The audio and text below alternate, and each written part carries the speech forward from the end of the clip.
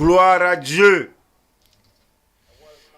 Vous êtes tous les bienvenus à notre étude biblique de ce soir et je prie que votre objectif d'être ici soit atteint, soit visible et que vous montrez le pourquoi vous êtes là, que votre esprit, que votre résolution d'être ici s'aligne avec les objectifs de Dieu pour nous avoir donné l'étude biblique.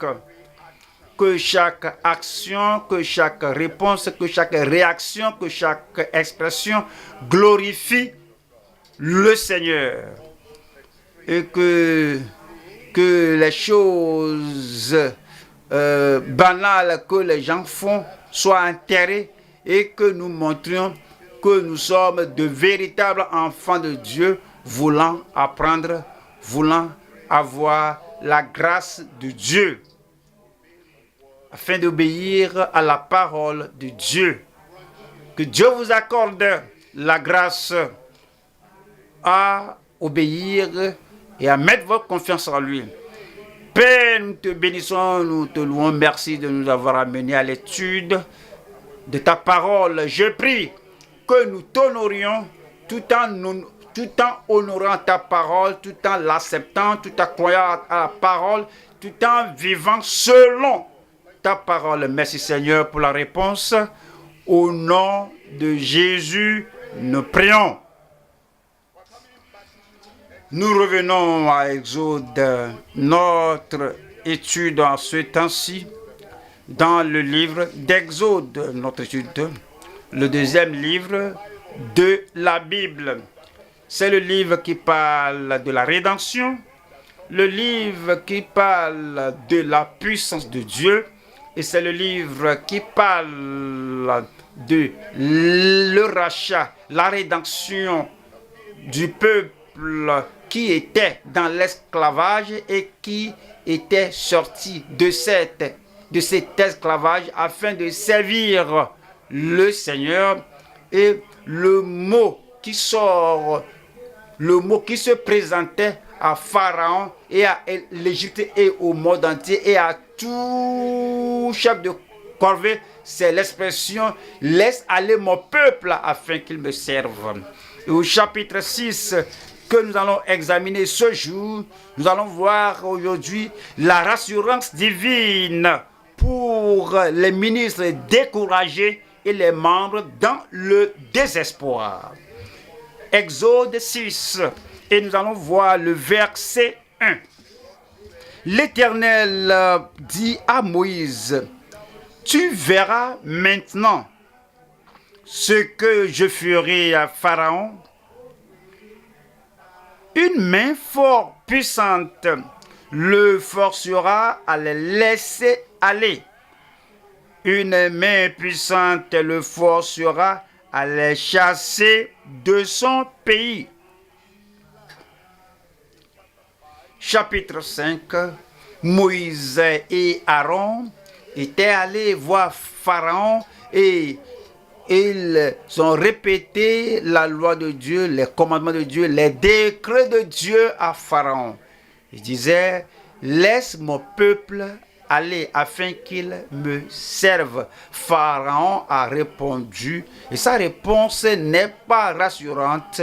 Sa réponse n'est pas ce qu'on espère de lui. Il a dit, mais qui est ce Dieu-là pour que je laisse Israël partir, et que je ne vais pas le faire. Il a décidé qu'il allait se rebeller, qu'il a décidé d'être rebelle, qu'il allait désobéir à la parole du Seigneur. Il a dit, mais moi, je ne connais pas l'Éternel, je ne vais pas permettre à Israël de partir.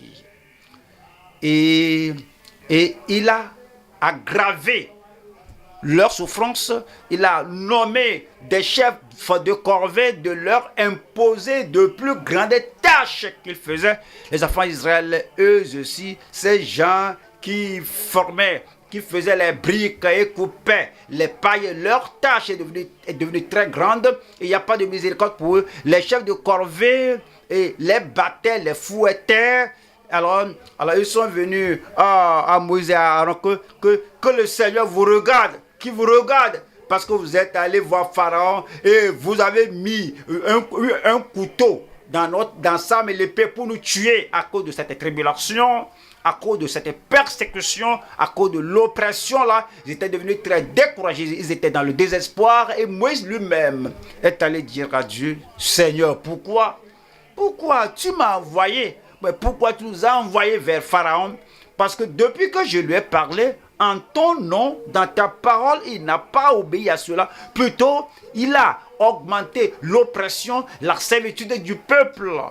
Mais maintenant, dans ce chapitre, le Seigneur l'a encouragé, l'a rassuré que le temps viendra lorsque Pharaon ne sera pas en mesure de supporter la pression divine, les châtiments que Dieu va abattre sur lui et il laissera Israël partir après avoir vu l'impact, l'effet de la main puissante du Seigneur. C'est pourquoi nous allons voir ceci qui est la rassurance divine pour les ministres découragés, Moïse et Aaron, et les membres, tous les enfants d'Israël, dans le désespoir. Le chapitre est divisé en 3 parties. Premier point, c'est la révélation rassurante du Tout-Puissant à ses ministres. Dieu n'abandonne pas ses ministres en temps de découragement. Il y a des temps où le ministre croit que le travail en vain. En un pareil moment, comme c'était arrivé à Moïse et à Aaron, le Seigneur les rassure. Une révélation. La révélation vient du Tout-Puissant à ses ministres. Voyons le deuxième point. Ce sont les responsabilités assignées pour ces ambassadeurs, les responsabilités assignées à ces ambassadeurs et messagers. Après que le Seigneur avait encouragé, rassuré Moïse et Aaron, il leur a donné encore des responsabilités, des devoirs, qu'ils devaient être ambassadeurs et messagers du Seigneur. Et nous, ce jour, nous sommes les ambassadeurs de Christ. Nous sommes les messagers du royaume. Et Dieu nous a donné l'évangile. Il nous a donné la responsabilité, la commission. Et il nous a donné la responsabilité que nous devons faire en tant qu'ambassadeur et messager de Dieu. Troisième partie, c'est le réengagement absolu avec l'affirmation dans le ministère. Moïse et Aaron ont relevé le défi que voici ce à quoi nous a appelés et absolument nous reconsacrons, nous nous soumettons de nouveau au Seigneur afin que nous puissions exécuter, remplir le ministère. C'est ce à quoi Dieu nous appelle. Oui, vous pourrez faire face à un temps de découragement, de difficultés, de temps de défis. Mais au sein de tout cela, nous nous détournons de Pharaon de ce monde. Nous nous détournons des méchants de ce monde qui ne reconnaissent pas Dieu. Nous nous détournons des gens ignorants du monde qui ne comprennent pas combien puissant et grand et combien merveilleux est notre Dieu. Et nous nous tournons vers Dieu et nous affirmons notre réengagement, nous affirmons notre consécration, nous affirmons notre soumission au Seigneur de façon absolue. Le réengagement absolu avec l'affirmation dans le ministère. Allons au premier point. C'est la révélation rassurante du Tout-Puissant à ses ministres. Nous lisons de Exode 6, verset 1. Exode 6, 1. L'Éternel dit à Moïse. L'Éternel vous a-t-il dit quelque chose? Avez-vous entendu la voix de Dieu à l'étude, dans l'adoration, au réveil? dans votre recueillement, dans votre dévotion, avez-vous jamais pris quelque chose pour dire que c'est ce que le Seigneur m'a révélé?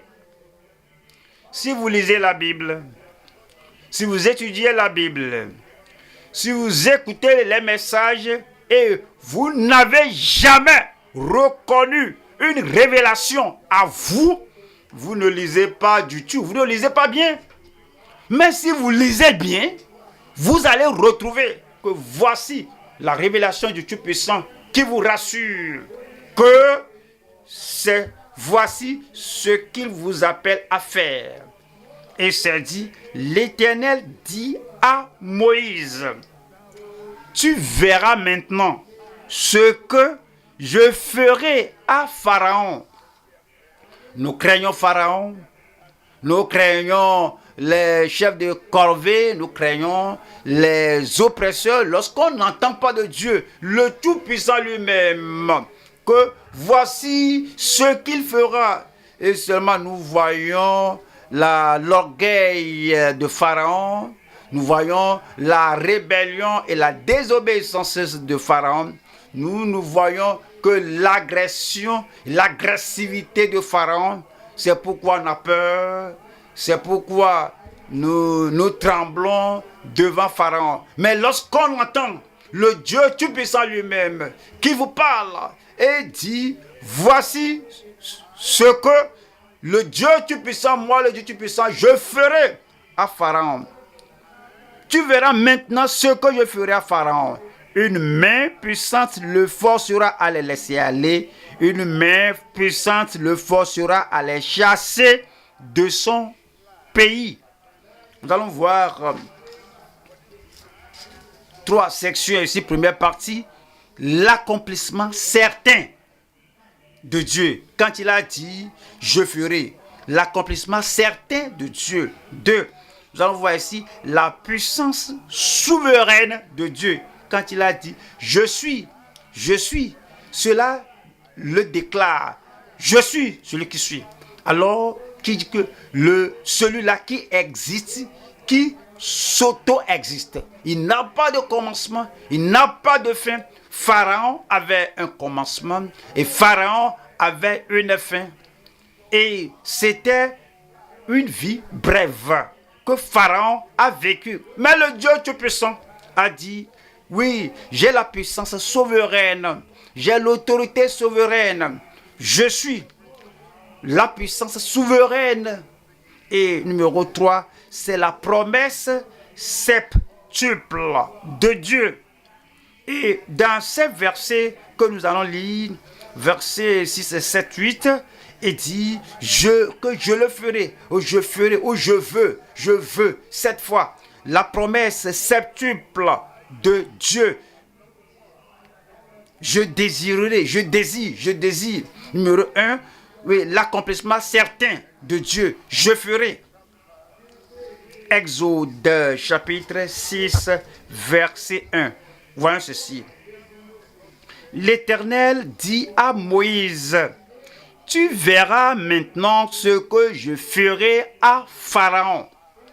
Ce que je ferai. L'accomplissement certain de Dieu lui-même. Ce que je ferai à Pharaon. Une main puissante le forcera à les laisser aller. Une main puissante le forcera à les laisser, à les chasser de son pays. Il avait dit cela, il avait donné l'assurance à Moïse lorsqu'il avait appelé au chapitre 3, verset 19. Je sais que le roi d'Égypte ne vous laissera point aller.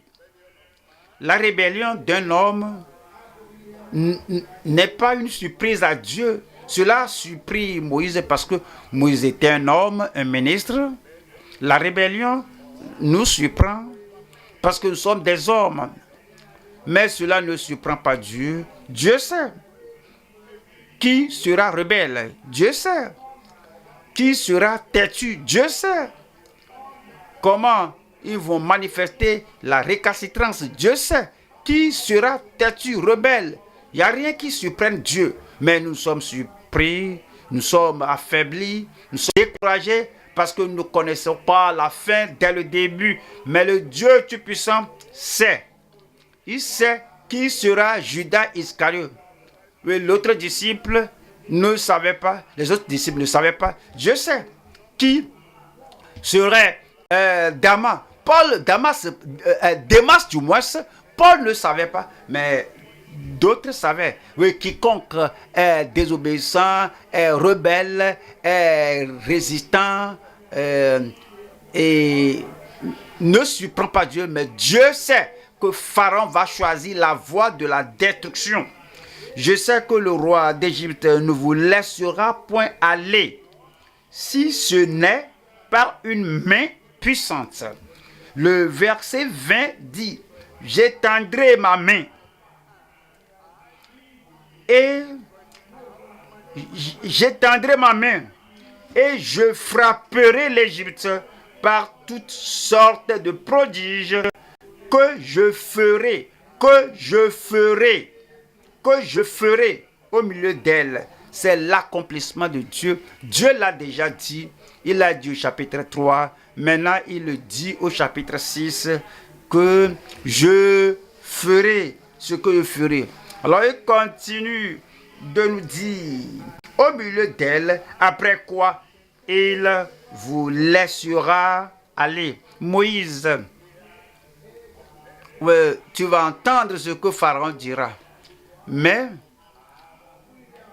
il n'a pas le dernier mot. Je suis le Dieu d'Abraham et j'ai promis à Abraham que je prendrai ses descendants hors du pays de servitude et j'ai le dernier mot. Je suis le Dieu d'Isaac, je suis le Dieu de Jacob et j'ai promis aux descendants d'Isaac et de Jacob que je délivrerai les enfants d'Israël de la captivité. Pharaon n'a pas le dernier mot. Dieu a le dernier mot. Dans votre vie, les ennemis n'auront pas le dernier mot. Dans votre ministère, les ennemis n'ont pas le dernier mot. Allez examiner, allez vérifier dans la vie et dans le ministère d'Élie. Jézabel n'avait pas le dernier mot. Dans le ministère d'Élisée, Akab n'avait pas le dernier mot. Dans le ministère des apôtres, tous ces membres du Saint-Hédrin, ils n'avaient pas le dernier mot. Dans votre famille, les ennemis n'auront pas le dernier mot. Parce que je vous donne le pouvoir de marcher sur les serpents et les scorpions. Les serpents et les scorpions n'auront pas le dernier mot. Et rien ne pourra vous nuire. C'est lorsque nous oublions cela et nous croyons qu'un homme occulte, un magicien, un homme obéissant, rebelle, résistant, un homme dans sa désobéissance, une femme sale croit qu'elle a le dernier mot et puis on s'affaiblit, on tombe par terre, on ne peut pas rester ferme pour faire ce à quoi Dieu nous appelle. Mais Dieu merci, vous savez, je sais l'accomplissement certain de Dieu dans votre vie. Voyons, deuxième partie ici, deuxième point, c'est la puissance souveraine de Dieu. Nous allons toujours à Exode chapitre 6. Je lis le verset 2. Dieu parla encore à Moïse et lui dit, je suis l'Éternel. Hier, je suis. Aujourd'hui, je suis. Demain, je suis. C'est, oui, le Dieu qui vit toujours. Il n'a jamais été. Il est toujours. Le jour qu'il a créé Adam, je suis. Le jour qu'il les a chassés, Adam et Ève, du jardin, je suis. Le jour où Pharaon a dit que je ne vais pas les laisser partir, Dieu demeure, je suis. Et lorsque Goliath, le Philistin, lorsqu'il s'est tenu devant les enfants d'Israël, Dieu est toujours je suis. Au temps de Nebuchadnezzar, Dieu demeurait je suis. Lorsque Jésus est venu dans ce monde, et avec tous les pharisiens, les sadducéens, les membres du Sanhédrin, ces gens avec leurs traditions qui étaient contre le message du salut que Jésus a amené, toujours je suis. Avant qu'Abraham fût, je suis. Et comme on va à l'Apocalypse, vers la fin de la Bible, Dieu demeure je suis. Alors, il est toujours je suis et il a la puissance souveraine. Voilà le verset 3 qui dit: je suis apparu à Abraham, à Isaac et à Jacob comme le Dieu tout-puissant. Pas seulement le Dieu puissant, il est le Dieu puissant, oui, mais le Dieu tout-puissant. Dans toutes ramifications, dans tous les domaines, sur tous les fronts, dans toutes les nations, dans toutes les générations, dans toutes dispensations, Dieu est puissant. Il est puissant, puissant, il est le tout-puissant. Pour le salut, il est puissant. Pour notre sainteté, Dieu est puissant. Pour notre sécurité, notre Dieu est puissant. Pour notre guérison, Dieu est puissant. Pour notre protection, Dieu est puissant. Pour notre progrès, Dieu est puissant. De toute manière qu'on considère Dieu, il est le Dieu tout-puissant. Mais je n'ai pas été connu d'eux sous mon nom éternel. L'Éternel, verset 4 dit: j'ai aussi établi mon alliance avec eux pour leur donner le pays de Canaan, le pays de leur pèlerinage, dans lequel ils ont séjourné. Voilà le verset 5. Verset 5 dit: j'ai entendu les gémissements, les souffrances, les cris des enfants d'Israël, que les Égyptiens tiennent dans la servitude, et je me suis souvenu de mon alliance. Il est le Dieu là, avec la puissance souveraine, et dit que je ferai quelque chose, que qui s'y opposera, qui y résistera, qui l'empêchera. Nous allons à Ésaïe, chapitre Ésaïe,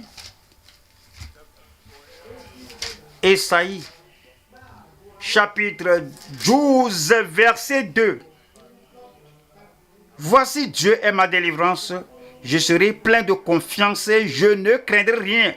Je serai plein de confiance et je ne craindrai rien. Vous avez le choix, vous devez décider que Dieu est Dieu, Dieu est puissant, Dieu est le tout-puissant, Dieu est l'omnipotent, Dieu est celui qui a le dernier mot, Dieu est je suis, et il dit ici que je serai plein de confiance et je ne craindrai rien. Si vous avez peur, donc vous ne mettez pas votre confiance en Dieu. Si vous mettez votre confiance en lui, vous n'allez pas craindre. Vous devez décider, savoir ce que vous devez connaître de Dieu, ce qu'il avait fait, ce qu'il fait, ce qu'il fera. À cause de la confiance que vous avez dans le caractère de Dieu, à cause de la confiance que vous avez aux attributs de Dieu, à la puissance de Dieu et à la puissance au projet irrésistible de Dieu, que ce que Dieu a dit, qu'il le fera, qu'il a le dernier mot et personne ne peut lui résister jusqu'à la fin. À cause de cela, vous avez la confiance en lui et vous n'aurez pas peur. Et vous dites: car l'Éternel est ma force et le sujet de mes louanges. C'est lui qui m'a sauvé. Verset 3. Verset 3 dit, vous puiserez de l'eau avec joie aux sources du salut. Le verset 4 dit, et vous direz en ce jour-là, louez l'Éternel, invoquez son nom, publiez ses œuvres parmi les peuples. Rappelez la grandeur de son nom. Verset 5. Célébrez l'Éternel car il a fait des choses magnifiques. Qu'elles soient connues par toute la terre. Où que vous soyez dans ce monde, sur cette terre, Dieu prend soin des siens. Dieu protège les siens. Dieu fait ses prodiges. Il préserve les saints. Verset 6. Pousse des cris de joie et d'allégresse, habitants de Sion, car il est grand. Au milieu de toi, le Saint d'Israël. Voyons la troisième partie ici.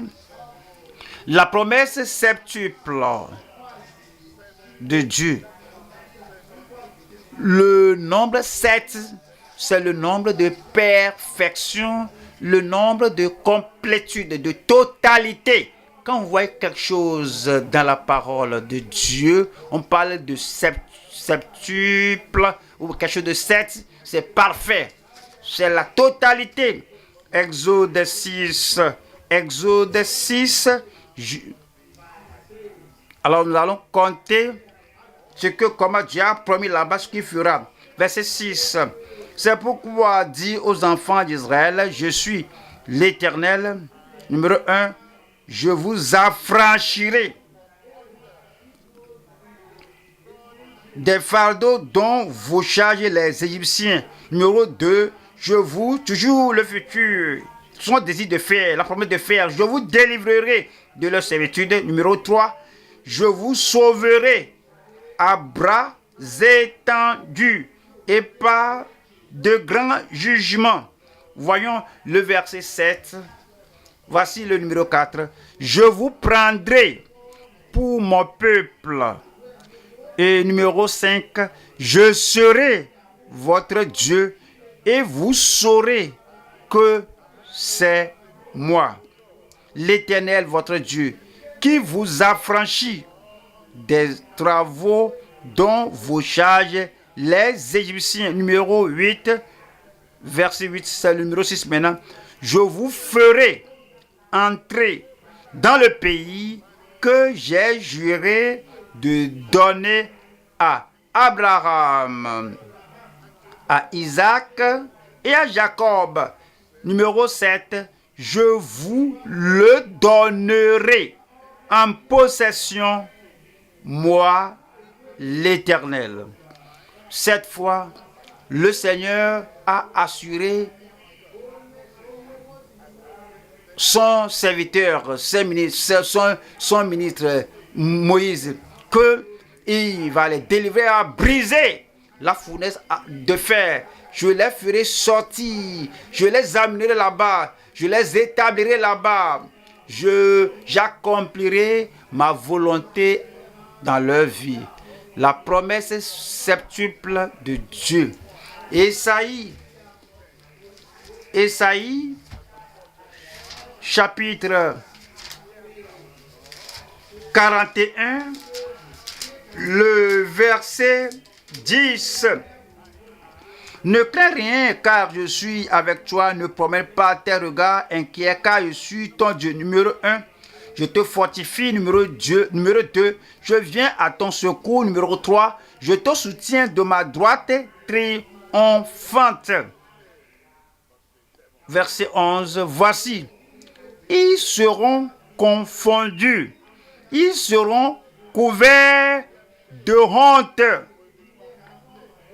Tous ceux qui sont irrités contre toi. Ils seront réduits à rien, ils périront. Ceux qui disputent contre toi. 12. Tu les chercheras et ne les trouveras plus. Amen. Vous avez perdu un grand amen là-bas pour vous. Et c'est dit, tu les chercheras et ne les trouveras plus. Ceux qui te suscitaient querelle, ils seront réduits à rien, réduits au néant. Ceux qui te faisaient la guerre. Verset 13. Car je suis l'Éternel, ton Dieu. Numéro 4. Qui fortifie ta droite. Qui te dit, ne crains rien. Numéro 5. Je viens à ton secours. Verset 14. Ne crains rien. Vermisseau de Jacob. Faible reste d'Israël. Numéro 5 ou 6. Je viens à ton secours, dit l'Éternel, et le Saint d'Israël est ton sauveur. Voyons le verset 15. Voici, je fais de toi. Ouais, cette fois que je le ferai pour toi. Pourquoi avez-vous peur? Pourquoi vous tremblez? Pourquoi vous avez la chair de poule? Pourquoi vous agissez comme si l'ennemi a le dernier mot? Non! Vous allez survivre à tous vos ennemis au nom de Jésus. Voici, je fais de toi un traîneau aigu tout neuf, garni de pointe. Tu écraseras, tu boiras les montagnes et tu rendras les collines semblables à de la balle. Nous allons à Ézéchiel 36. On voit la promesse de Dieu, la promesse septuple de Dieu. Son désir, la seule promesse de 7 fois que dans chaque génération, que le peuple de Dieu saura que Dieu a le dernier mot. Ézéchiel 36, le verset 25. Numéro 1, je répandrai sur vous une eau pure et vous serez purifiés. Je vous purifierai de toutes vos souillures et de toutes vos idoles. Numéro 2, 26, je vous donnerai. Numéro 3, je vous donnerai un cœur nouveau. Et je mettrai en vous un esprit nouveau. Numéro 4. Et j'ôterai de votre corps le cœur de pierre. Et numéro 5. Et je vous donnerai un cœur de chair. 27. Je mettrai mon esprit en vous. Et je ferai en sorte que vous suiviez mes ordonnances et que vous observiez et pratiquiez mes lois. Oui, le 7 désirs de Dieu d'accomplir ce qu'il a promis. Jérémie, chapitre 33, verset 6. Voici, je lui donnerai la guérison et la santé. Vous êtes guéris au nom de Jésus. Numéro 2. Il dit, je les guérirai. Numéro 3. Et je leur ouvrirai une source abondante de paix et de vérité. Voilà le verset 7. Je ramènerai, numéro 4, les captifs de Juda et les captifs d'Israël. Et numéro 5, et je les rétablirai comme autrefois. Le Seigneur va vous rétablir encore. Il va vous rétablir et quel que soit le niveau que vous avez atteint, ou bien la hauteur que vous voulez, vous y arriverez au nom de Jésus. Et verset suivant, je les punirai de toutes les iniquités qu'ils ont commises contre moi. Je leur pardonnerai toutes les iniquités par lesquelles ils m'ont offensé, par lesquelles ils se sont révoltés contre moi. Le verset 9.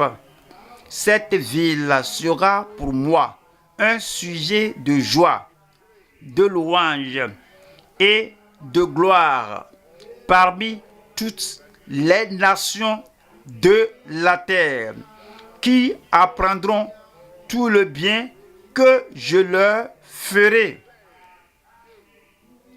Elles seront étonnées et émues de tout le bonheur et de toute la prospérité que je leur accorderai. Amen. La promesse parfaite de Dieu. Il y aura l'accomplissement parfait dans votre vie au nom de Jésus-Christ. Nous allons au deuxième point. Deuxième point. Les responsabilités assignées à ses ambassadeurs et messagers. Exode chapitre 6. Exode chapitre 6, verset 9. Ainsi parla Moïse aux enfants d'Israël. Mais l'angoisse et la dure servitude les empêchèrent d'écouter Moïse. N'est-ce pas dommage, pitoyable, que lorsque leur rédemption était très proche à cause de la souffrance éphémère, ils n'attendaient pas ce que le Seigneur envoyait Moïse leur dire. C'est comme certains aujourd'hui. Le Seigneur essaie de les sauver. Le Seigneur essaie de leur accorder leur servitude, leur victoire de la servitude. Le Seigneur est en train de leur accorder la percée parce qu'ils sont encore dans le tunnel. Et c'est comme les choses sont noires, obscures. À cause de cela, ils ne vont pas entendre la promesse de Dieu. Ils ne vont pas entendre, ils ne vont pas écouter les messagers de leur délivrance. Les enfants d'Israël ont expérimenté au chapitre 5 la résistance de Pharaon. Et ils étaient angoissés. Ils ont permis au chagrin de continuer. Mais prenez courage. Ne pensez pas à Pharaon. Pharaon va bientôt venir et disparaître. Mais notre Dieu est vivant à jamais pour toujours. Donc, à cause de ce que les enfants d'Israël avaient vu, ce qu'ils ont entendu, ce qu'ils ont senti, la pression sur eux, alors Moïse est venu leur parler. Mais à cause du désespoir, à cause de l'angoisse, ils n'allaient pas écouter. Mais avez-vous connu des gens qui vont venir à l'étude biblique ici, mais ils ont des défis à la maison, alors ils ne viennent plus? Est-ce que vous connaissez des gens qui vont courir venir à l'église? Mais aujourd'hui, à cause de la perte de boulot, ou bien le manquement dans leur vie, ils cessent de courir, ils marchent, et puis finalement, alors ils ralentissent, maintenant ils ont cessé de venir.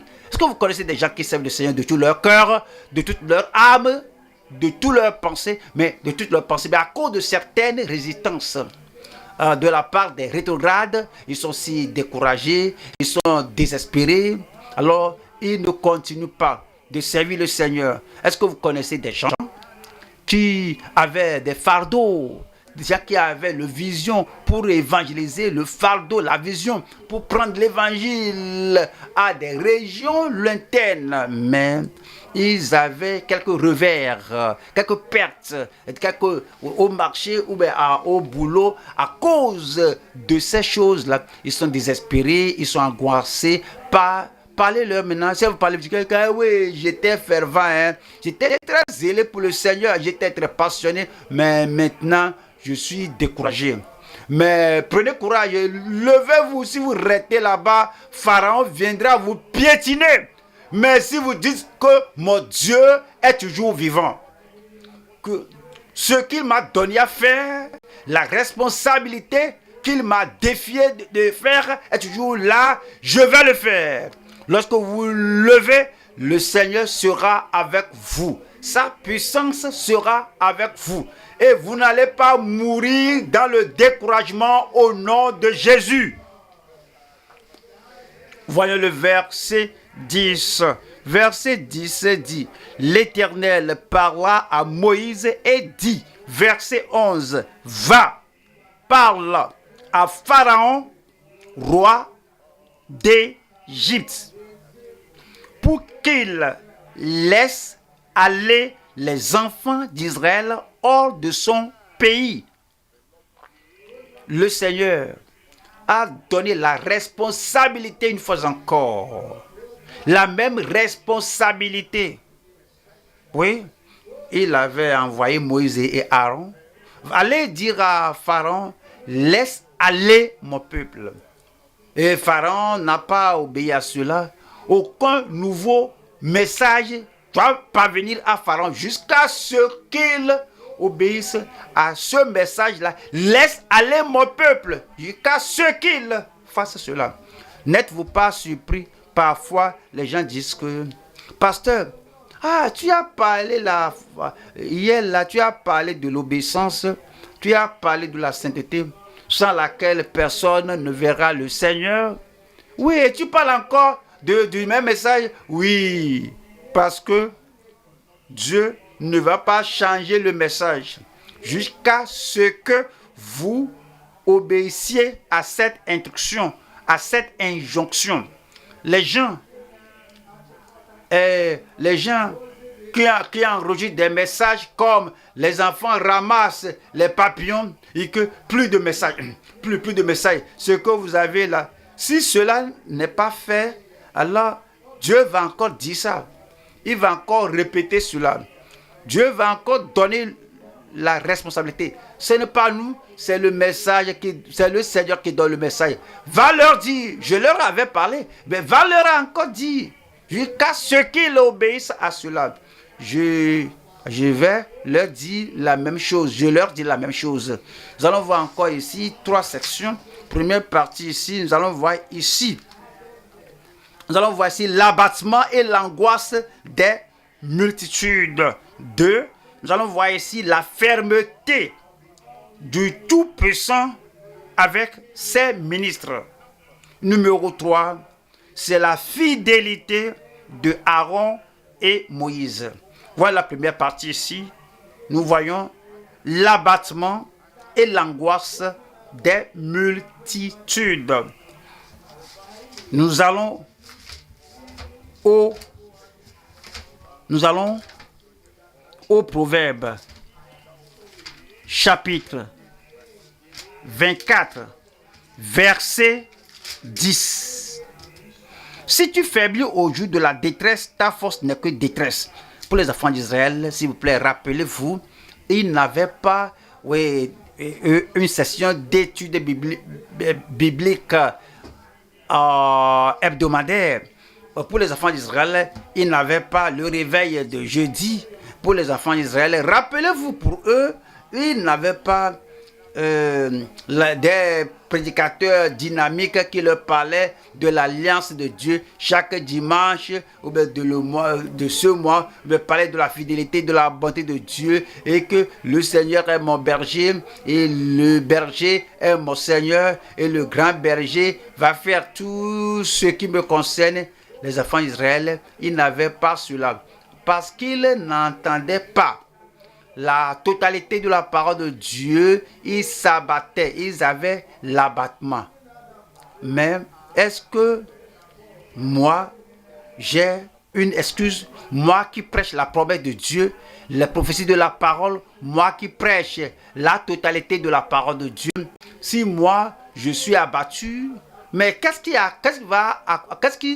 qui arrive au message que j'ai prêché et l'assurance que j'ai déclarée de la parole de Dieu?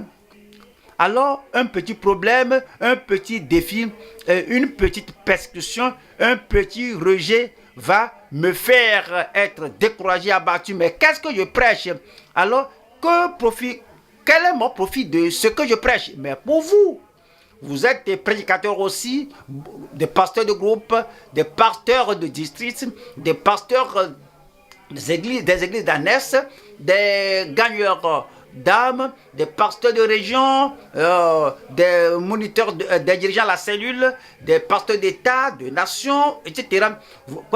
Vous prêchez et si ces petits problèmes vous découragent, si ces moindres choses vous abattent, mais qu'est-ce qui vous arrive à tout ce que vous entendez?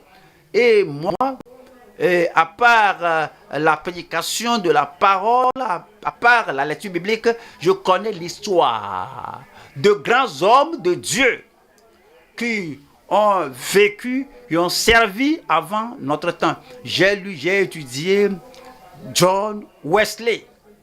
Beaucoup que il avait une femme et la femme là était plus qu'une épine dans sa chair. La femme là est plus qu'un os, une arête dans sa gorge. Il fut un temps, la femme même l'a pris par les cheveux. La femme l'a tiré et l'homme prédicateur de la sainteté n'a jamais abusé de sa femme, n'a jamais insulté la femme. Il fut un temps que la femme de John Wesley va prendre certaines de ses lettres qu'il écrivait pour prodiguer des conseils aux femmes et la femme va donner ça, elle va soumettre ça soumettre aux ennemis de l'évangile. Mais John Wesley continuait de prêcher chaque jour. Il prêche 3 fois chaque jour jusqu'à l'âge de 86. Et lorsqu'il était 86 à 87, alors il a dit que je me vois faible parce que je peux maintenant prêcher 3 fois maintenant, chaque jour. Et il va se réveiller à 4 heures le jour. Il va prier 1 heure. Et puis après, il va écrire. Il a écrit le commentaire de toute la Bible. Et il a tous ces défis à la maison. Si moi j'ai lu tout cela et je suis ici et là étant abattu, mais quel est l'effet de tout ce que j'apprends? Alors je vous ai parlé de Charles Spurgeon tout récemment. Charles Spurgeon a réellement connu une dépression sévère. C'était la grâce de Dieu que l'homme là ne s'était pas suicidé. Il a réellement une maladie mentale, émotionnelle, physique. Cependant, il a prêché des 1000 de messages. Il a écrit tout un commentaire.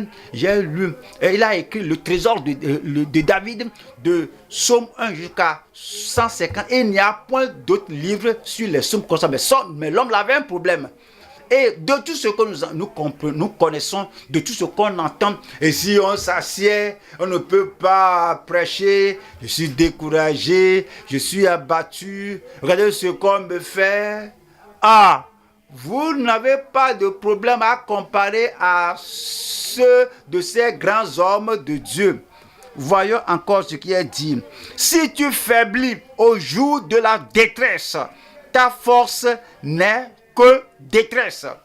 Mais il y a des fois où on prêche et les gens à qui on prêche pourraient même manifester la même vieille habitude de rébellion, de désobéissance. Si vous rentrez chez vous à la maison et vous mettez la main sur le coussin, dites que je ne vais plus prêcher, je ne vais plus encore corriger les gens, je ne vais plus conseiller les gens, je ne vais plus défier les gens, corriger les gens comme ça. Plus je corrige, plus les gens montrent ce qu'ils veulent montrer. Et l'apôtre Paul, alors on l'a lapidé, mais quand les croyants sont venus, il s'est levé et il est allé vers les mêmes personnes et il a prêché la parole à ces gens. Ils sont des prédicateurs comme nous. Le salut que nous avons, c'est le même salut qu'ils avaient. Les écritures qu'ils avaient, c'est les écritures là que nous avons. La prière qu'ils ont faite au nom de Jésus, c'est la même prière que nous faisons. Eux, ils ne s'étaient pas battus. Voyons Proverbe chapitre 24, verset 10. Si tu faiblis, toi, tu dis que tu connais, que tu traverses des problèmes, tu n'as rien vu. Si tu faiblis au jour de la détresse, ta force n'est que détresse. Ta force ne sera pas détresse. Ta force ne sera pas faible, mince. Ma force ne sera pas mince. Voyons Ésaïe au chapitre 40. Ésaïe chapitre 40, verset 28. Ne le sais-tu pas? Ne l'as-tu pas appris? C'est le Dieu d'éternité, l'Éternel qui a créé les extrémités de la terre. Il ne se fatigue point, il ne se lasse point. On ne peut sonder son intelligence. verset 29. Il donne de la force à celui qui est fatigué. Amen. Si vous vous épuisez, vous écoulez, vous abattez l'année passée et cette année encore, qu'est-ce que vous faites de la part de Dieu? Alors, au fait, au lieu de prier, vous ne priez pas, vous murmurez, vous vous plaignez autant de vos défis. Et pourquoi ils font cela? Pourquoi ils réagissent comme ça? Qu'est-ce que j'ai fait? Non, vous ne priez pas, seulement vous vous plaignez. Mais si vous priez, Dieu donne la force à celui qui est fatigué. Il donne de la force à celui qui est fatigué et il augmente la vigueur de celui qui tombe en défaillance. Il va augmenter votre vigueur. Verset 30. Les adolescents se fatiguent et se lassent, et les jeunes hommes chancellent. Le verset 31. Mais ceux qui se confient en l'Éternel renouvellent leur force. Mais ceux qui se confient, il y a les gens qui se précipitent et beaucoup, ils ne voient pas les promesses de Dieu pour les analyser, pour marcher les promesses de Dieu, pour digérer les promesses de Dieu, pour avaler les promesses de Dieu. Ils sont très précipités. Je vais lire 3 chapitres de la Bible un jour. Et puis, ils lisent. Ils ne font que parcourir la Bible. Ils ne vont pas en profondeur de ses promesses, en profondeur de ses prophéties. Ils ne vont pas en profondeur de l'accomplissement de la puissance du Seigneur. Ce que le Seigneur peut faire aujourd'hui. Il y a des gens qui nous disent que je ne rate pas l'église. Vous êtes à l'église hier, oui, vous n'étiez pas absent, mais qu'est-ce que tu as entendu hier? Qu'est-ce que tu as compris par ce qu'on t'a dit hier?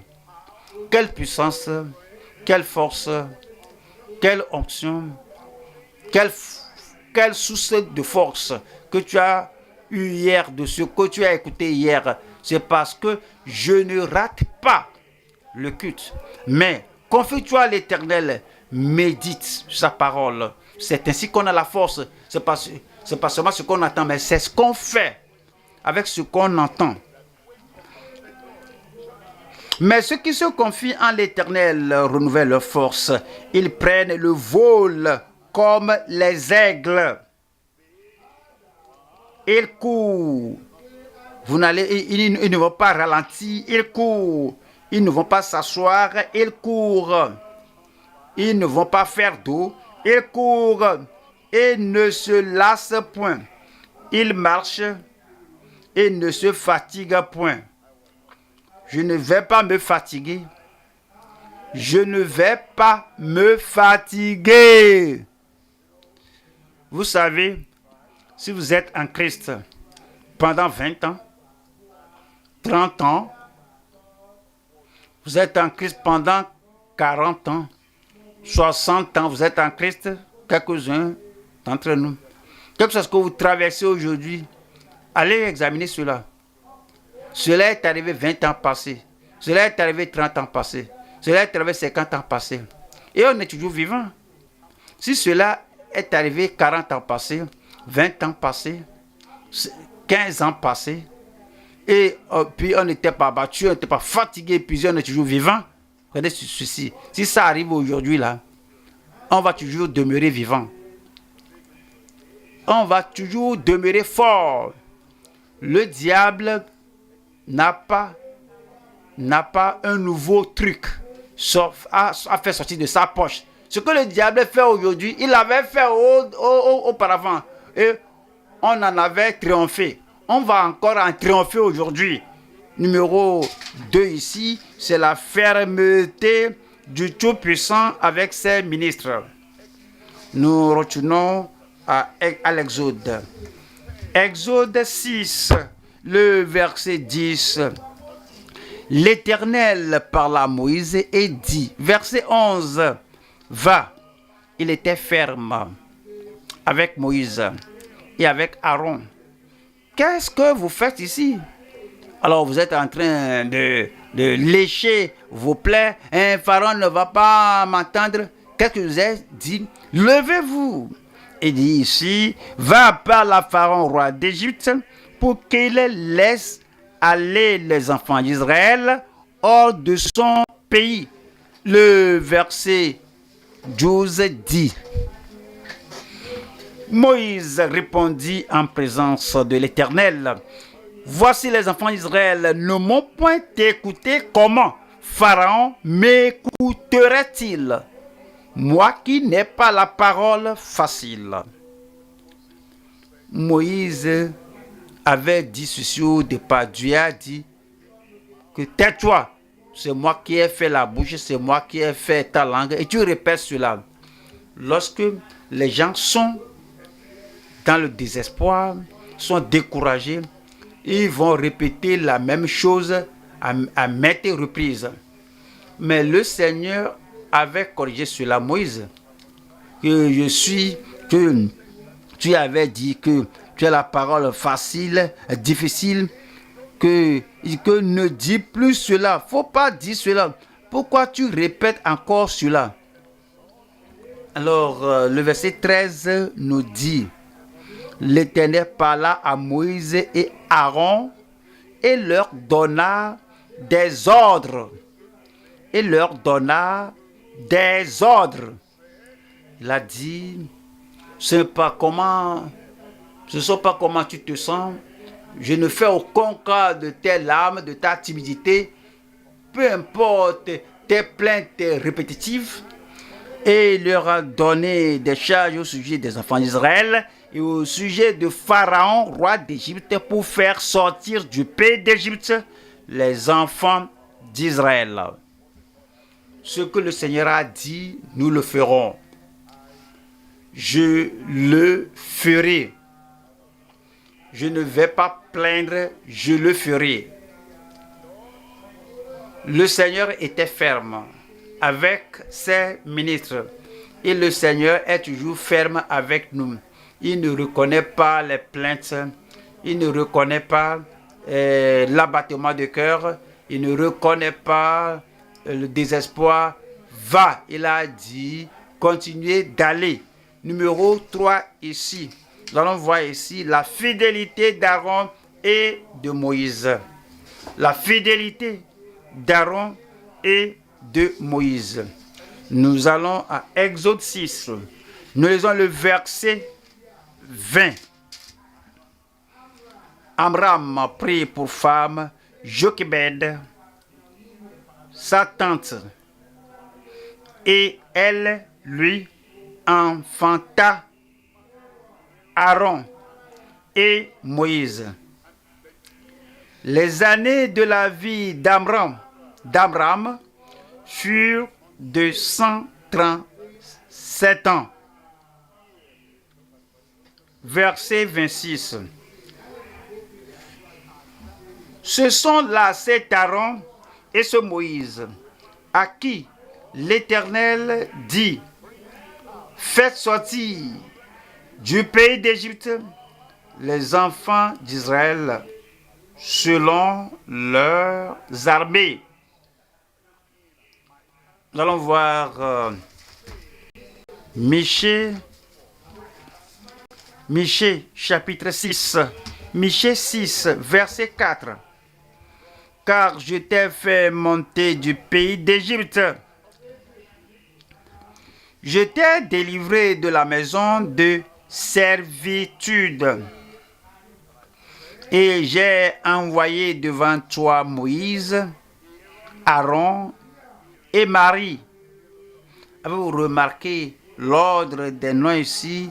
Marie était l'aînée, mais elle a pris la dernière position. Aaron était plus âgé que Moïse. Il a 3 ans sur Moïse. Lorsque Moïse était âgé de 80 ans. Aaron avait 83 ans et Aaron et Marie avaient 12 ans sur Moïse. Mais dans leur vieillesse, ils ont servi le Seigneur dans l'ancienne alliance. Là où il n'y a pas d'hôpital, lorsqu'il n'y a pas de médicaments qu'on connaisse aujourd'hui, quand il n'y a pas d'hôpitaux comme on connaît aujourd'hui, lorsqu'il n'y a pas de compléments alimentaires comme aujourd'hui, le temps qu'il n'y a pas de soins médicaux comme ce qu'on connaît aujourd'hui, mais à 80 ans, Moïse servait l'Éternel. À 83 ans, Aaron servait le Seigneur. À 92 ans, Marie servait le Seigneur. Il vieillissait, il prenait de l'âge, jusqu'à ce que Moïse est parvenu à 120 ans. Maintenant, les scientifiques nous disent que si on a des situations décourageantes et puis on n'a pas des amis, qu'on est solitaire, et il y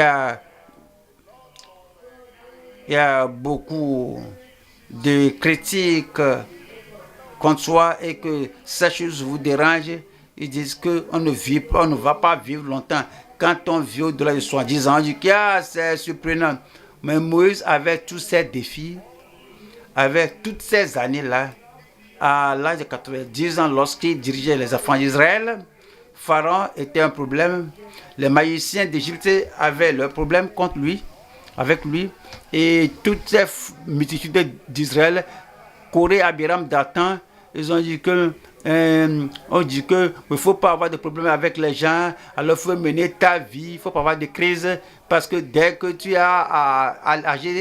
arrivé à cet âge et que ces choses arrivent, tu vas mourir. C'est pour eux, ce n'est pas pour vous.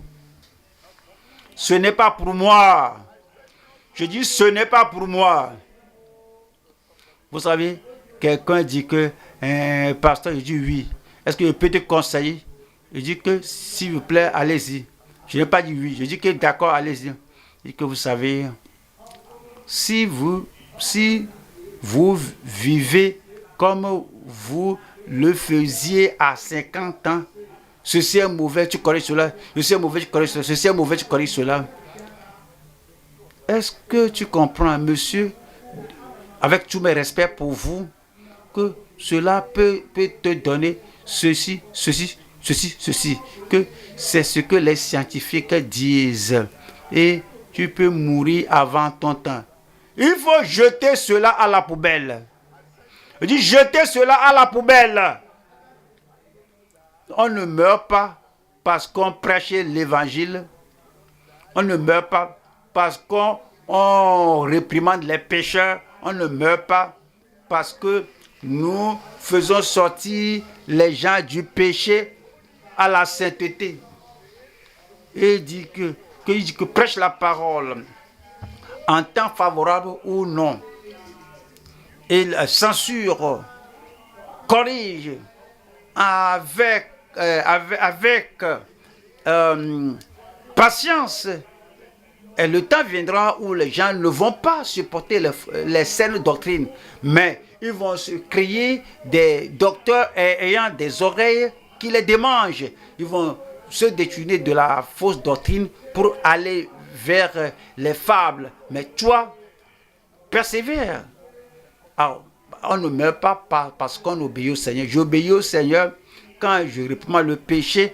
J'obéis au Seigneur quand je discipline les rétrogrades. J'obéis au Seigneur. On ne meurt pas à cause de cela. Même on vit plus longtemps à cause de cela jusqu'à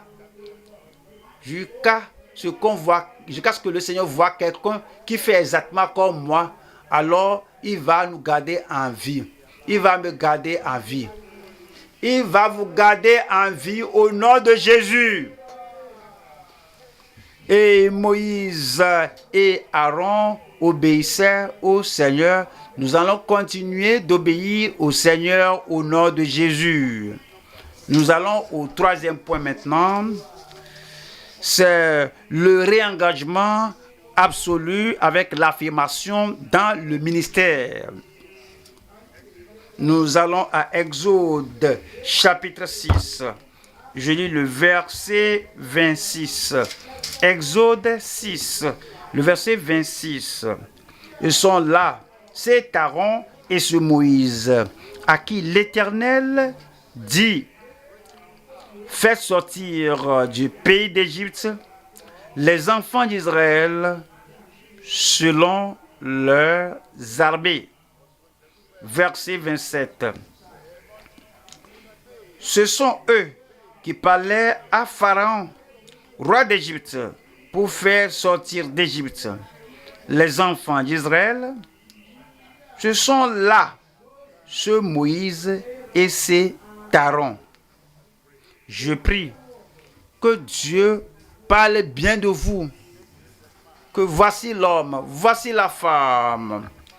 Alors, il n'a pas minimisé la part de Dieu en cherchant le confort, il n'a pas changé la parole de Dieu, voulant que les gens soient son ami. Non, vous ne prêchez pas pour faire des amis, vous prêchez pour faire des saints qui iront au ciel. Le réengagement absolu avec l'affirmation dans le ministère. Encore 3 sections ici, première partie ici. Nous allons voir la charge impérative de faire sortir son peuple d'Égypte. 2, c'est la charge irréversible. La charge irréversible d'enseigner tout à son peuple. 3, c'est la circoncision indispensable pour les prédicateurs et le peuple partout. Numéro 1, c'est la charge impérative de faire sortir son peuple de l'Égypte. Nous allons à l'Exode, Exode 6. Voyons le verset 13. Voyons l'impératif. On ne peut pas s'en débarrasser. L'Éternel parla à Moïse et Aaron et leur donna des ordres. La commission que nous avons, ce n'est pas une suggestion. La commission que nous avons, ce n'est pas un conseil. La commission que nous avons, ce n'est pas une bonne idée, c'est une charge. Alors, c'est dit qu'il leur donne des ordres au sujet des enfants d'Israël et au sujet de Pharaon, roi d'Égypte, pour faire sortir du pays d'Égypte les enfants d'Israël. C'est la charge. Voyons. Ésaïe 52, verset 11. Partez, partez, sortez de là, ne touchez rien d'impur, sortez du milieu d'elle. Purifiez-vous, vous qui portez les vases de l'Éternel. C'est une charge qu'il nous a donnée. Nous prenons la charge comme un défi et nous sortons et nous déclarons la parole de Dieu. Voilà la deuxième partie ici. C'est la charge irréversible d'enseigner son peuple par toutes choses, tout ce qu'il a commandé. Oui, c'est la charge qu'il a donnée. Exode chapitre 6, le verset 28. Exode 6, 28 dit: lorsque l'Éternel parla à Moïse dans le pays d'Égypte. 29. L'Éternel dit à Moïse: je suis l'Éternel, dit à Pharaon, roi d'Égypte, tout ce que je te dis. Il y a des prédicateurs qui mesurent la parole de leur bouche. Ils savent qu'ils doivent dire ceci et cela. Non, voici maintenant, voici la personne qui est là, la personne qui est mondaine. Et si je parle de la mondanité, elle pourrait ne plus revenir. Regardez l'autre personne là-bas, on peut le dire. C'est comme que ces habillements montrent que c'est un fief idolâtre. Si je parle de l'idolâtrie, il pourrait ne pas venir. Regardez l'autre personne à l'autre bord là, la personne associée sur là. si j'expose ceci, la personne-là ne m'aimera pas. Il cherche des amis. Ces gens-là cherchent des gens qui vont les flatter. Donc à cause de cela, ils ne déclarent, ils ne disent pas tout ce que le Seigneur a commandé. Et Moïse savait qu'une chose que Pharaon ne voulait pas entendre. Mais Dieu a dit, Moïse, tu sais quoi? Tu vas déclarer à Pharaon, le roi d'Égypte, tu vas déclarer aux enfants d'Israël tout ce que je t'ai dit. Alors, on ne ménage pas la parole, on ne dépèse pas, on n'édite pas, on ne coupe pas la parole, on ne retranche pas de la parole parce que cela nous fera impopulaire. On ne sera pas renommé. Ils vont écrire ceci de toi. Ils vont poster ceci à cause de toi, mais pour protéger ton nom, pour sembler être un grand homme de Dieu. Il ne faut pas dire ceci et cela. Non. Mais fais-les sortir de toute forme de péché, de toute forme du mal. Et amène-les au pays de victoire. La victoire sur le pays, sur le péché. La victoire sur Satan, la victoire sur la chair et la victoire sur toute chose polluante dans le monde. Alors, notez rien de la parole. On va à Jérémie, chapitre 1, verset 7. Et l'Éternel me dit, ne dis pas, je suis un enfant, car tu iras vers tous auprès de qui je t'enverrai, et tu diras tout ce que je t'ordonnerai. Le verset 8. Verset 8 dit, ne les crains point. C'est bon d'apprendre la Bible et connaître la Bible. Vous parlez à quelqu'un et vous regardez le visage de la personne, le visage n'est pas accueillant, alors vous devez avaler ce que vous voulez dire. Il ne faut pas faire cela. La personne se renfrogne, dis-le. La personne s'énerve, dis-le. La personne semble faire n'importe quoi et pourrait te gifler, dis la chose. Parce que le Seigneur a dit, tout ce que je te dis, tout ce que je te dis, c'est ça que tu vas dire. Et on nous dit au verset 8, ne les crains point, car je suis avec toi pour te délivrer, dit l'Éternel. L'Éternel est avec vous. Le Seigneur est avec vous. Pourquoi cessez-vous de prêcher le matin? Vous avez peur que quelqu'un peut vous confronter, ou quelqu'un vous a confronté en bas. Non, c'est toi qui fais cela chaque matin là. Chaque matin, tu cries ici, dans le quartier. Faut plus faire ça ici. Hein, quoi. Pourquoi tu as cessé de prêcher dans le bus? Parce que ils sont encore venus. Ils sont à vie profonde. C'est ainsi que tu as cessé. Pourquoi tu as cessé? Que tu vas là-bas, tu tapes à la porte des voisins, tu leur prêches la parole. Parce que tu avais peur ici. Tu n'as pas peur du pasteur. Tu es courageux devant le pasteur. Même l'audace qui n'est pas bonne, mais aux gens vers qui tu as envoyé, tu n'es pas audacieux. Et ici, tu te vantes, et tu es téméraire, tu peux désobéir avec impunité. Va obéir avec impunité. Que je m'en fiche de ce qu'ils disent. Va vivre la vie là. Il ne faut pas manifester le courage ici. Va à ta maison, à ton quartier là-bas. Va manifester le courage là-bas. Pour que les gens là-bas qui te connaissent, oui, sachent que oui, tu as reçu la parole de Dieu, que la parole de Dieu, la charge est irréversible. Nous allons au verset 17 qui dit, et toi, saint terrain, lève-toi et dis-leur tout ce que, soulignez cela, tout ce que je t'ordonnerai. Ne tremble pas en leur présence, de peur que je ne te fasse trembler devant eux. Nous allons à la troisième partie ici, c'est la circoncision indispensable pour les prédicateurs et le peuple partout. La circoncision.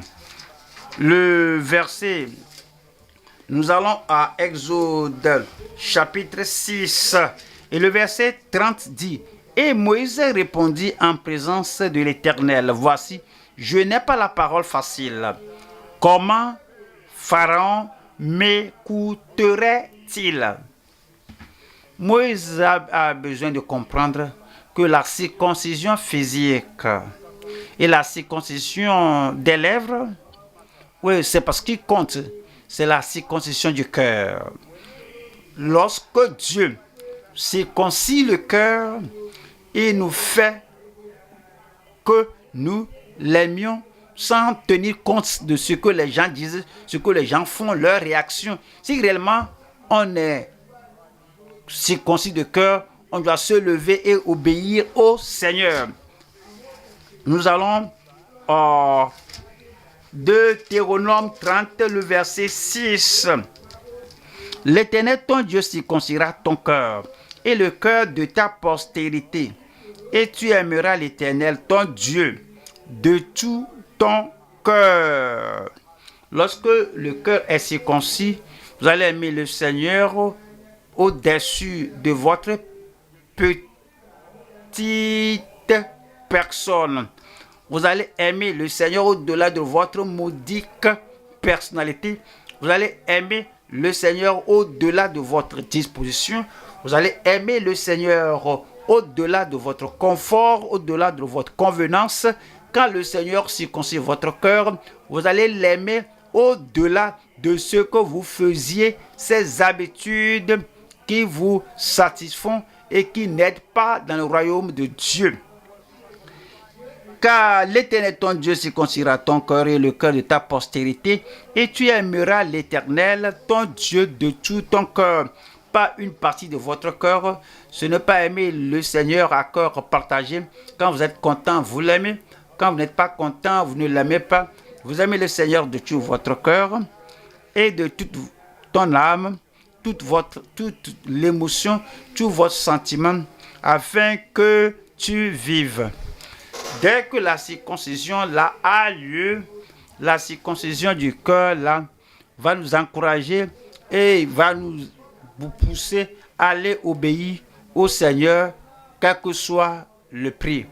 Et que le Seigneur rende sa parole profitable et fructueuse dans chaque vie, ce soir au nom de Jésus. Que même si les gens vers qui le Seigneur nous envoie sont durs, sont des gens, le cœur dur comme Pharaon, mais la grâce de Dieu va nous aider. Nous allons obéir au Seigneur au nom de Jésus. Et la charité bien ordonnée commence par soi. Alors si vous êtes là, peut-être à la maison, c'est vous qui êtes la femme convertie, l'homme converti, mais les gens autour de vous ne sont pas convertis, ils sont comme Pharaon, ils vont résister à votre parole. Il ne faut pas pratiquer cela ici, cette sainteté-là. Il ne faut pas pratiquer ça ici. Même si les gens autour de vous sont aussi durs que Pharaon, et le Seigneur a donné la grâce à Aaron et à Moïse, et ils ont obéi au Seigneur. Vous allez obéir au Seigneur au nom de Jésus. Peut-être dans votre village, là où vous vivez, peut-être le village dont vous êtes issu, on vous menace que toi tu es allé en ville pour amener cette religion, le salut, la sanctification sans laquelle personne ne verra le Seigneur. Et les gens là-bas Et peut-être ils sont comme Pharaon, disent que on ne connaît rien de la vie profonde, le Dieu de la vie profonde, les doctrines de la vie profonde. Faut pas amener ça ici, hein. Même si les gens chez vous sont comme Pharaon, la grâce de Dieu sera puissante dans votre vie. La force du Seigneur sera puissante dans votre vie. Vous allez faire ce qui est bon. Vous allez vivre tel que Dieu veut que vous viviez au nom de Jésus. Peut-être là où vous travaillez, ce qu'on fait là-bas, et ils vont signer une mauvaise heure. Les gens vont agir, ils font de mauvaises choses. Les gens sont corrompus, ils prennent le pot de vin, il faut tant de choses. Tu es là et ils sont comme Pharaon. Quand tu viens du cœur, pasteur, vie profonde, nous sommes ici. Ici, c'est notre boulot ici. C'est notre service ici. Ceci n'est pas église. Hein. Et si on fait ici, hein, ils te menacent, ils t'intimident avant que même tu t'asseyes. Mais même si les gens là sont comme Pharaon et ils sont comme les magiciens de Pharaon, vous allez tenir ferme. Vous allez tenir bon. Vous allez vous démarquer. Vous serez au-dessus de tout au nom de Jésus. Au marché où vous vendez, quel que soit ce que vous vendez, et ils vont cotiser pour donner à ceci, à cela. Et tu dis, non, moi je ne fais pas ça. Mais ils vont même adorer l'idole avec l'argent pour qu'ils vendent bien. Et tu es là-bas. Et les autres, ils sont comme Pharaon. Et dit que on ne reconnaît pas ça ici. Si tu ne contribues pas ici, là, ceci va t'arriver. Tu n'auras pas peur. Vous allez tenir ferme. Je vais tenir ferme. Et je vais obéir au Seigneur. Vous allez obéir au Seigneur même s'ils sont comme Pharaon. Venons à l'église. Dans notre église, c'est malheureux. C'est la réalité. Il y a des gens qui écoutent la parole de Dieu quand vous écoutez. Et quand on écoute la parole de Dieu, on devient sobre.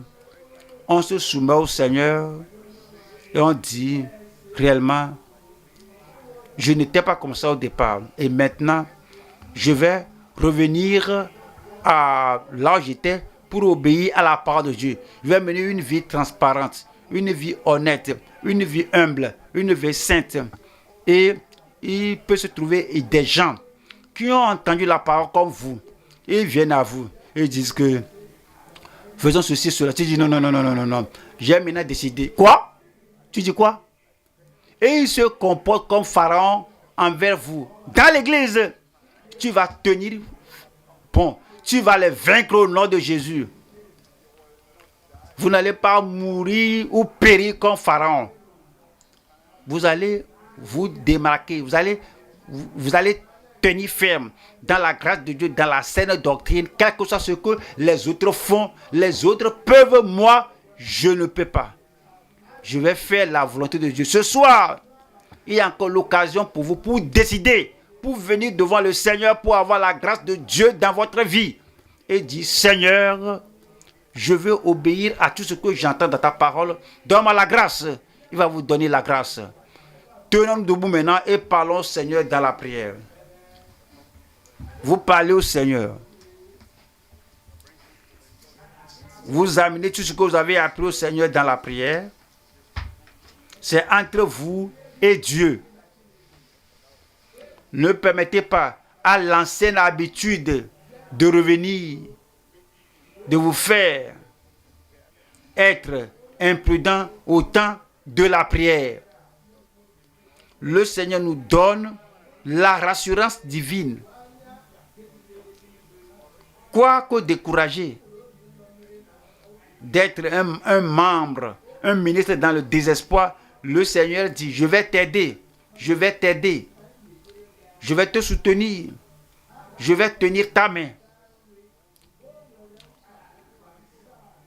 Tu as il y a la promesse septuple de Dieu. Ouvre la bouche, Dieu Seigneur, aide-moi Seigneur.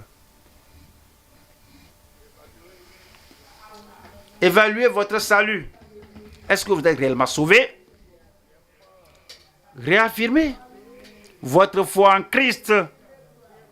Réaffirmez la possibilité de la grâce. Ma grâce te suffit. Parlez au Seigneur, parlez au Seigneur.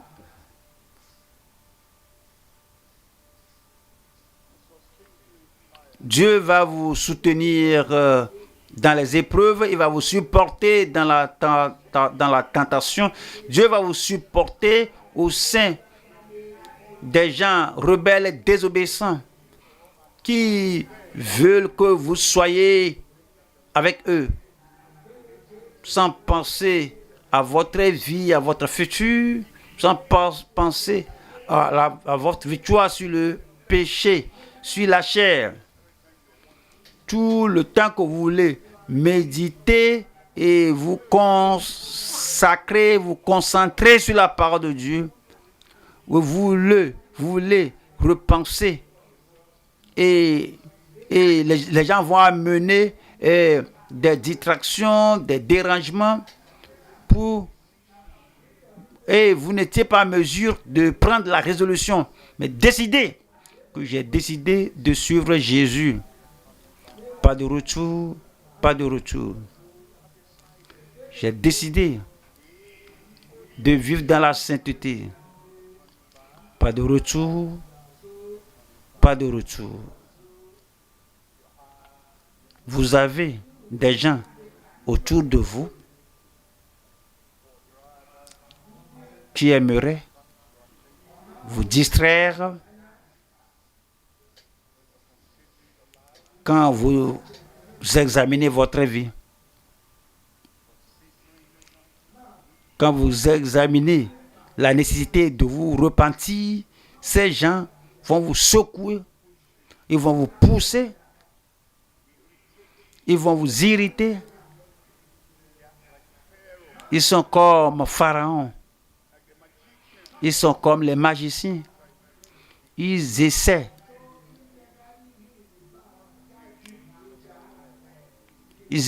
de fabriquer les miracles du bâton. Décidez. La compromission ne va pas changer Pharaon. Votre faiblesse ne va pas changer Pharaon. Non. Vos pleurs, vos supplications ne vont pas changer Pharaon. Non. Vous devez décider. Vous avez une charge du Seigneur.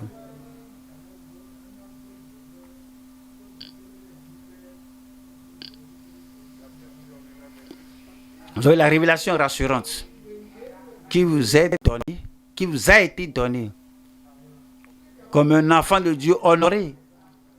Suivez la révélation là.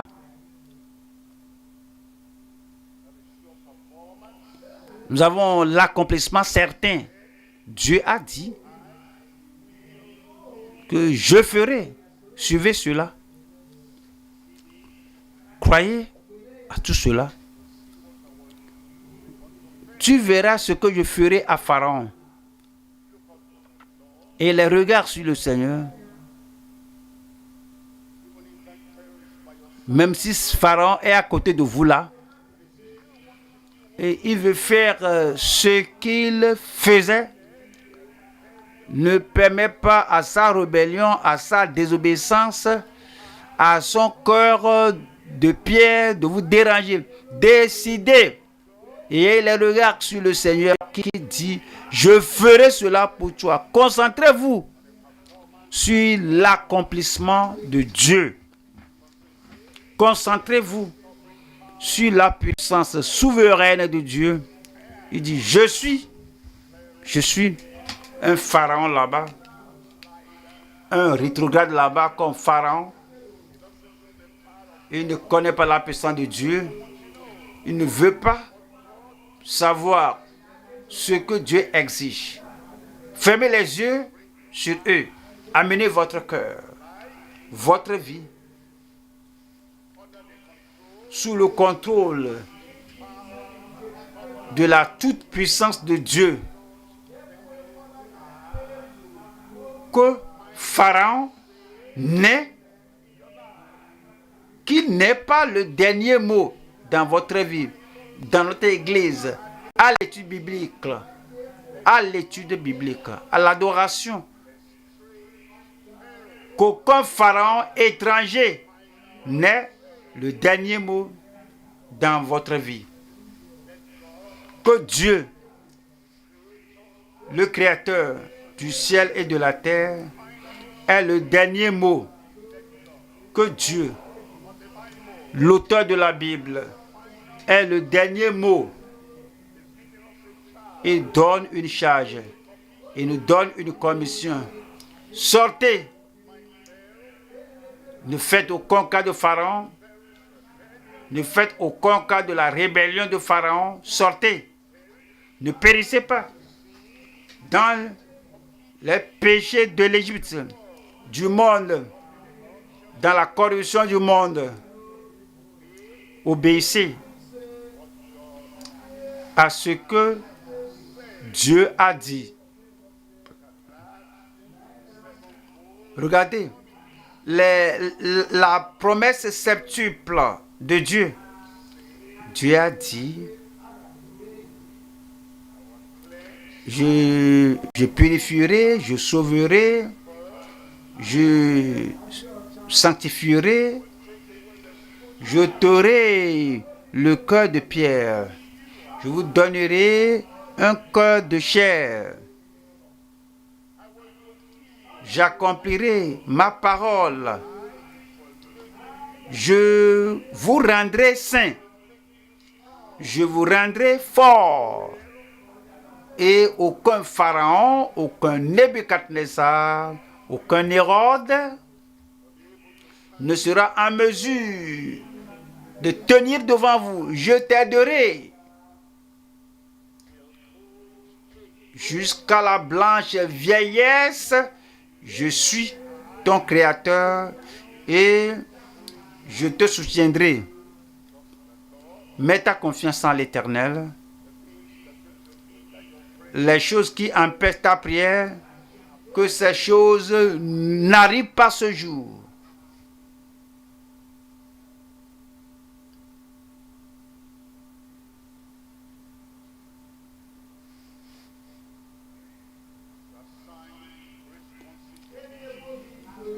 Les responsabilités assignées.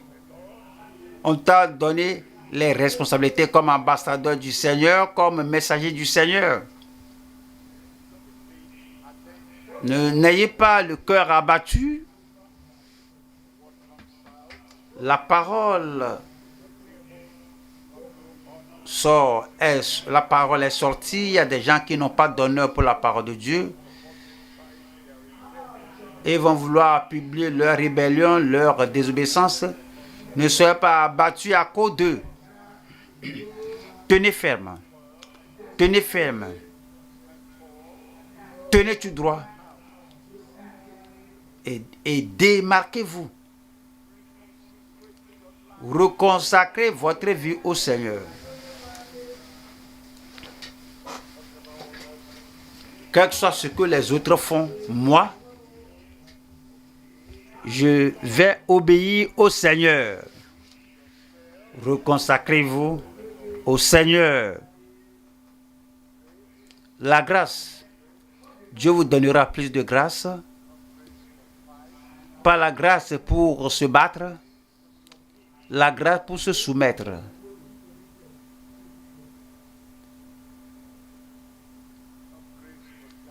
Pas la grâce pour douter. La grâce pour mettre la confiance en Dieu. Pas la grâce pour désobéir à Dieu, mais la grâce pour obéir au Seigneur. La grâce pour croire et obéir. Il n'y a point d'autre voie. Mettez votre confiance en lui. Croyez à sa parole. Croyez-le. Obéissez au Seigneur. Que la chose nécessaire à faire soit là. C'est pourquoi vous êtes venu obéir, étudier la parole de Dieu.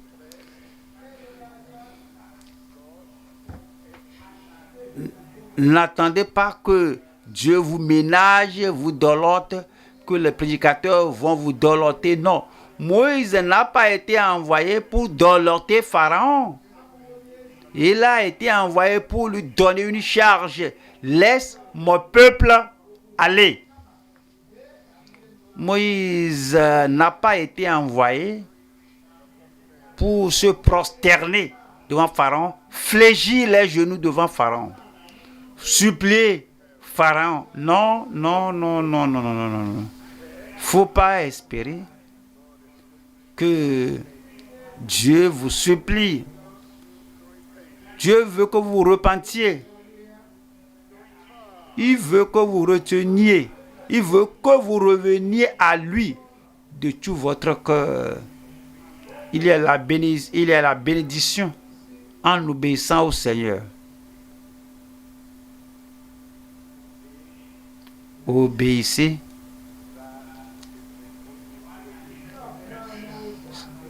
Ça, c'est la seule voie de la bénédiction.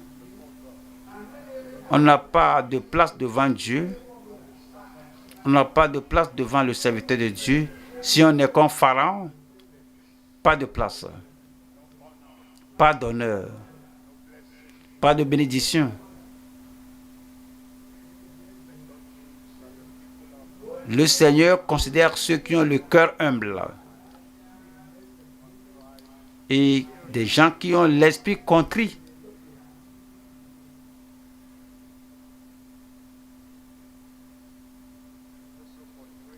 Ceux qui exhibent la rébellion, Dieu ne les regarde pas, cela ne les favorise pas, Dieu ne les favorise pas. Le ciel n'est pas pour eux. Mais ceux qui disent, me voici Seigneur, circoncis mon cœur. Je vais t'aimer de tout mon cœur, de toute mon âme, de tout mon esprit. Soumettez. Me voici Seigneur, toujours disponible, totalement disponible. Purifie-moi. Lave-moi. Épure-moi, ôte toute forme de rébellion de mon cœur. Aide-moi à être obéissant à toi en toutes choses, à tout moment. Laisse-moi me rappeler en tout temps que tu es là. Tu me vois, tu me connais. Seigneur, aide-moi à ne pas démontrer la désobéissance, la rébellion devant toi. Seigneur, j'apprécie ta fermeté avec moi. Tu es ferme avec Moïse et Aaron. Lorsqu'ils étaient abattus, tu leur as dit, levez-vous, allez parler à Pharaon. Merci Seigneur d'être ferme avec moi pour que je ne meure pas dans la peur, dans la timidité, étant abattu.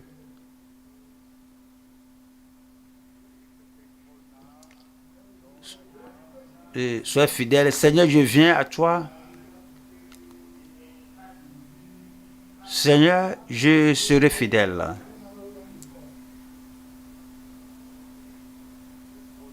Fidèle à ta parole. Fidèle à tes commandements.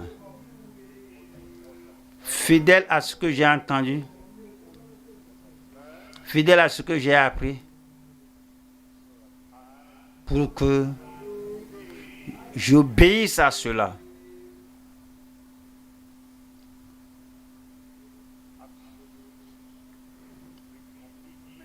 Le réengagement absolu. N'étudiez pas en vain.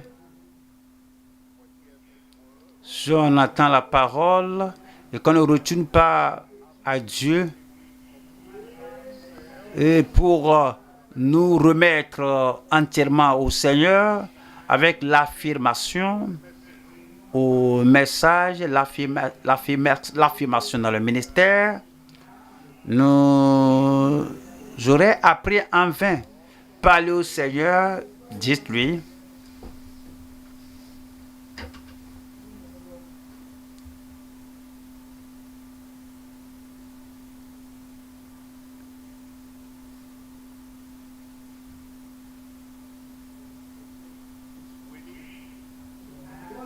Dieu veut faire, il est capable.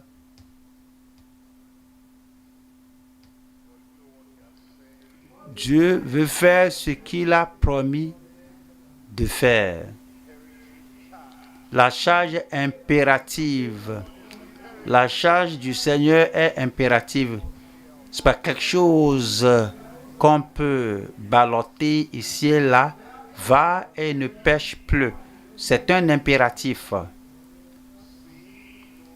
Ne pêche plus de peur, ne pêche plus de peur que quelque chose de pire ne t'arrive. C'est un impératif. Ce n'est pas une suggestion. Ce n'est pas une bonne idée.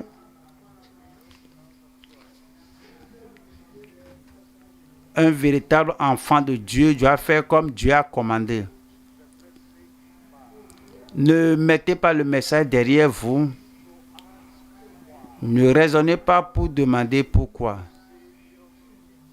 Quand le Sauveur te parle, il n'y a qu'une seule chose à faire.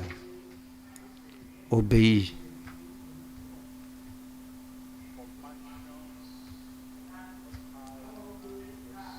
Si vous désirez des demeures en haut, tu veux vivre en présence de Dieu pour toujours, tu ne gaspilles pas ta vie en lisant la Bible, en venant à l'église, tu seras déçu au dernier jour. Écoute la parole.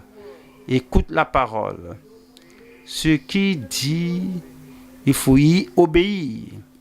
Obéir. Obéir. Obéir au message. C'est la voix de Dieu. Quand son esprit te parle, il n'y a qu'une seule chose à faire. Obéir. Obéir. Il te donne une charge. Un impératif. Une charge impérative. Une charge irréversible. En toutes choses et partout,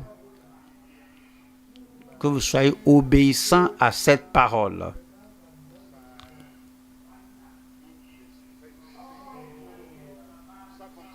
C'est une circoncision indispensable qu'on doit avoir. En circoncisant votre cœur,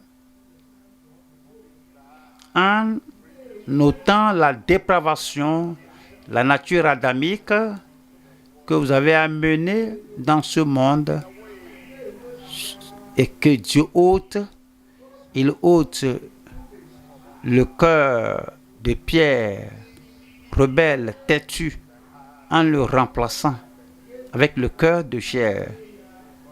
On l'entend à maintes reprises. Pharaon l'a entendu à maintes reprises. Mais qu'a-t-il fait de cela? Ne soyez pas comme Pharaon. Fais ce qui est bon devant Dieu.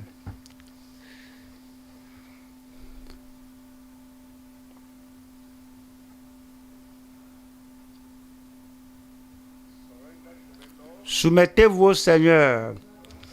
Le Seigneur ne va pas se soumettre à vous. Abandonnez-vous au Seigneur, à sa volonté. Dieu ne va pas soumettre sa volonté à vous. Vous êtes un homme, vous êtes une femme. Vous êtes un homme de peu de jours. Il est le Dieu Tout-Puissant de toute éternité. Soumettez-vous au Seigneur. Ne faites pas ce que vous voulez. Que Dieu fasse ce qu'il veut avec vous. Ôtez le caractère de Pharaon, la personnalité de Pharaon, la rébellion de Pharaon, l'obstination de Pharaon. Ôtez cela de vous. Un enfant de Dieu va se soumettre à Dieu. Si vous ne vous soumettez pas à Dieu, vous n'êtes pas enfant de Dieu. Si vous argumentez avec Dieu, si vous vous battez avec Dieu, vous n'êtes pas enfant de Dieu. si intentionnellement vous désobéissez à Dieu, vous n'êtes pas enfant de Dieu. Un enfant de Dieu va agréablement se soumettre à Dieu.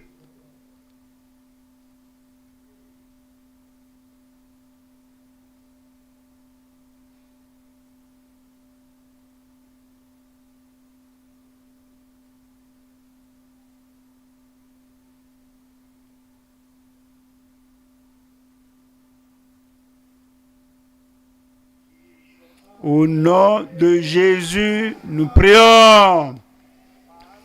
Père, nous te remercions pour nous avoir parlé directement.